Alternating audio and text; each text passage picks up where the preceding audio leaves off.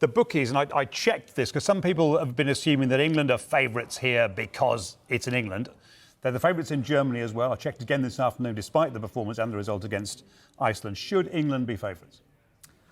I think there's always going to be a certain amount of patriotic betting that goes on that pushes them but they're to the top in of Germany the market. as well. Yeah. Look, I think they have enough quality to win it. Gareth Southgate, I think, has done an excellent job in the sense that he's created an environment where the fear of playing for England has been removed, largely. I think you go back to that famous defeat against Iceland, and that, more than any defeat, I think, underlined what it had become to play for England, which was a really weighty thing that some players simply couldn't deal with. You had top-class players couldn't play a 10-yard pass because of that fear of what could happen if they lost. So him changing that whole dynamic, that whole environment, is the most valuable thing he has done. What he's also done is consistently put England in a position where they can win a major tournament.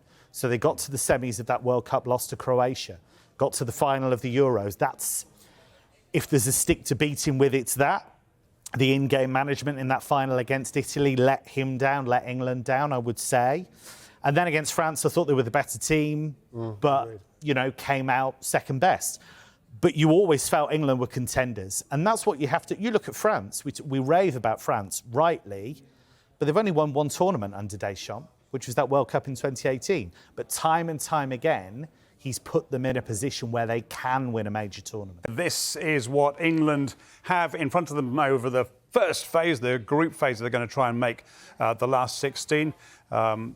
Across this side of the studio with me, Andy Brassell, Kevin Hatchard. Let's pick up, Andy, that point that Tony Adams was making about too much expectation on England. Is the fact that England didn't play very well and lost against Iceland on Friday actually not a bad thing? Yeah, I think to let a bit of air out the tyres at this stage is fine. But we think that a lot of the other contenders have been going through that as well. Portugal lost at home to Croatia at the weekend. France couldn't even score past Canada last night. So Germany, held by Ukraine, just beat Greece. Yeah, that's right. And they were poor in both of those games, to be honest, or certainly below expectation.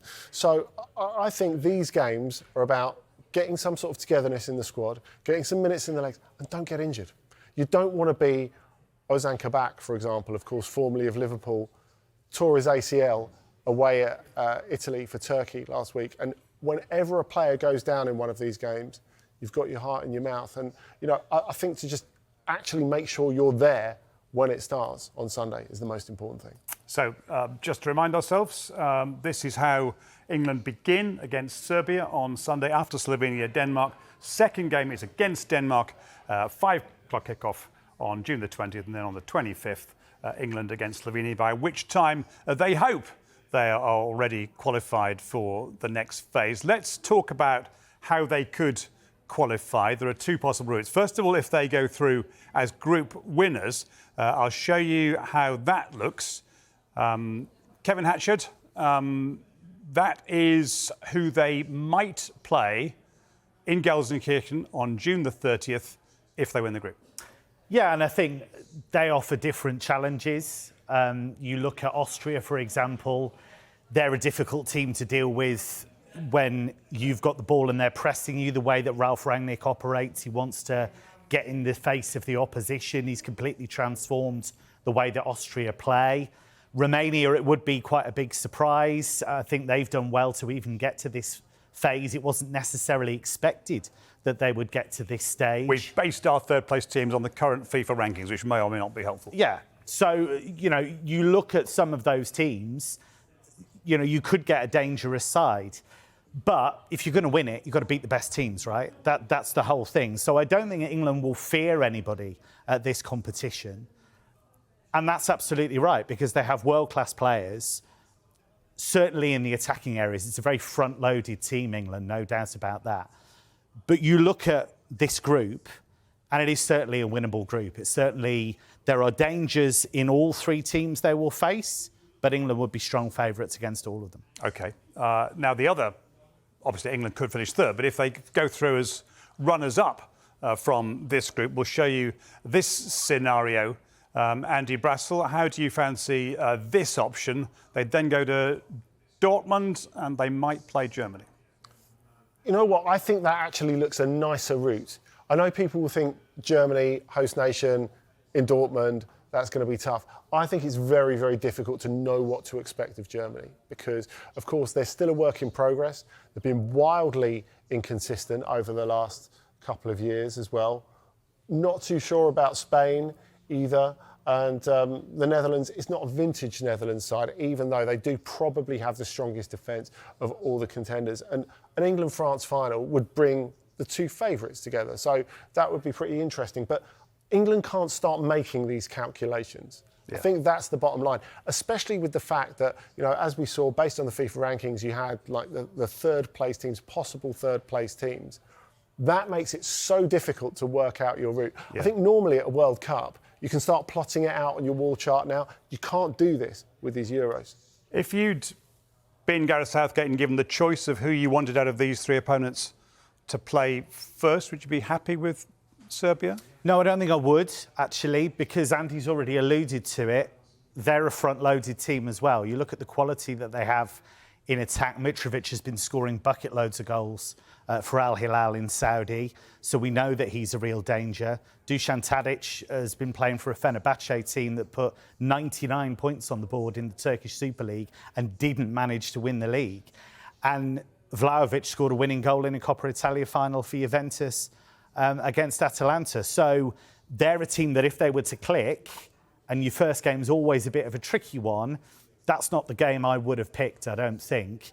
Denmark is a little bit different in terms of a challenge because they are experienced, they are solid, but they don't have a lot of forwards in form. Rasmus Højlund's been in and out of Manchester United. He's had some injury problems. Jonas Vind, who can be a dangerous player, has had a really bad season, I think, at Wolfsburg. Started well, and it all faded away for him. What do we expect from Christian Eriksen now? Wednesday is the anniversary of his collapse on the pitch at the last Euros. Has he got it in him to deliver one more great tournament?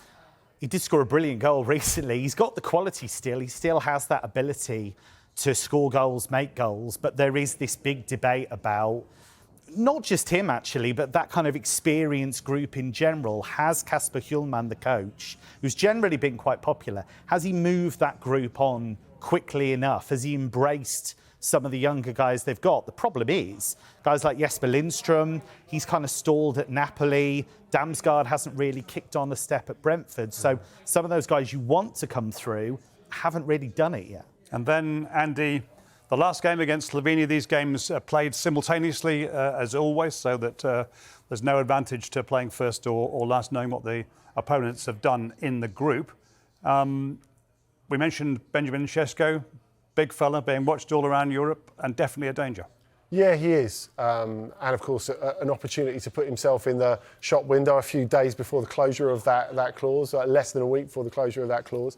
Obviously, people will be looking at him already. I think the fact that he can be a target man yet bring others into play, of course, because he was at Red Bull Salzburg beforehand, he gets the Erling Haaland comparison, which is a little bit unfair. But I think if you look at them at the same age, he's maybe not quite as eye-catching as Erling Haaland. His all-round game is much better than Haaland's was at the same stage when he was goals and nothing else. And, you know, we still get him sort of drifting from the game when he's not in the penalty box, even in the Premier League now. I think the interesting thing, of course, a lot of people will be looking at Jan Oblak, the goalkeeper who's been brilliant for Atletico and one of the best goalkeepers in the world for very many years now. The interesting one is Josip Ilicic coming back into the team. Now, after COVID, he left Italy, left Atalanta, where he'd been excellent. He's this sort of Chris Waddle figure, all sort of unathletic-looking left foot, but produces absolute magic. And he suffered quite badly from depression, went home, scored his first goal for the national team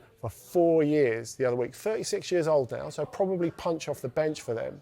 But the level of technique he's got could give them a little something. I think they'll want to play England in the last game, because if they're going to make a dash for that third place, they will hope that England win those first two games and then maybe rest a few. One word, each England's position in the group will be? Top. Top. OK, that's good news.